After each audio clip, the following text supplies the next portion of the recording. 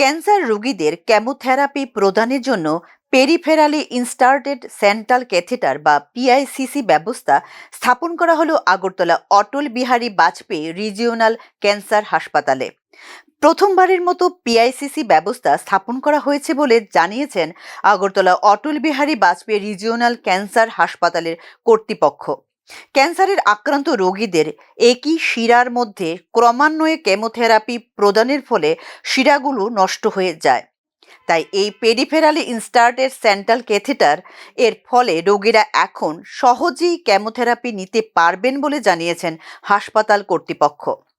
বিশেষজ্ঞ cancer চিকিৎসকগণ Atal Bihari Vajpayee regional cancer সেন্টারে এক ক্যান্সার রোগীর কেমোথেরাপি প্রদানের জন্য পেরিফেরালি ইনস্টার্টেড সেন্ট্রাল ক্যাথেটার বা পিআইসিসি স্থাপন করেন।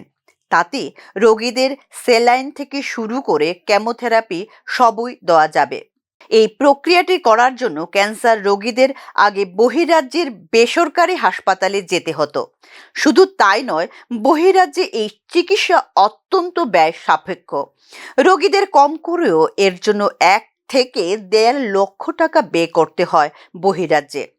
কিন্তু রাজ্যেই এখন ক্যান্সারের আক্রান্ত রোগীরা অটল বিহারী বাজপেয়ী রিজিওনাল ক্যান্সার সেন্টারে বিশেষজ্ঞ ক্যান্সার চিকিৎসকদের তত্ত্বাবধানে এই সুবিধা পাবেন বলে জানিয়েছেন হাসপাতাল কর্তৃপক্ষ।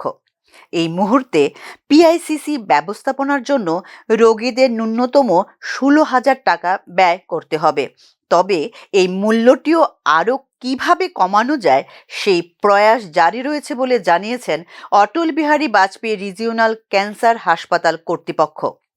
ক্যান্সারের চিকিৎসায় অনেকগুলো উদ্দেশ্য সাধন করতে পারে পিআইসিসি।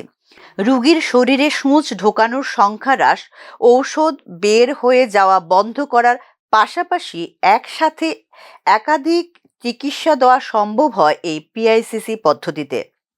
রক্ত দেওয়া, কেমোথেরাপি বা অ্যান্টিবায়োটিক, তরল বা রক্তসহ ঔষধ সরবরাহ করার মতো বহুবিধ উদ্দেশ্য সাধন করতে পারে এই পিআইসিসি পদ্ধতি। Bureau report, news now.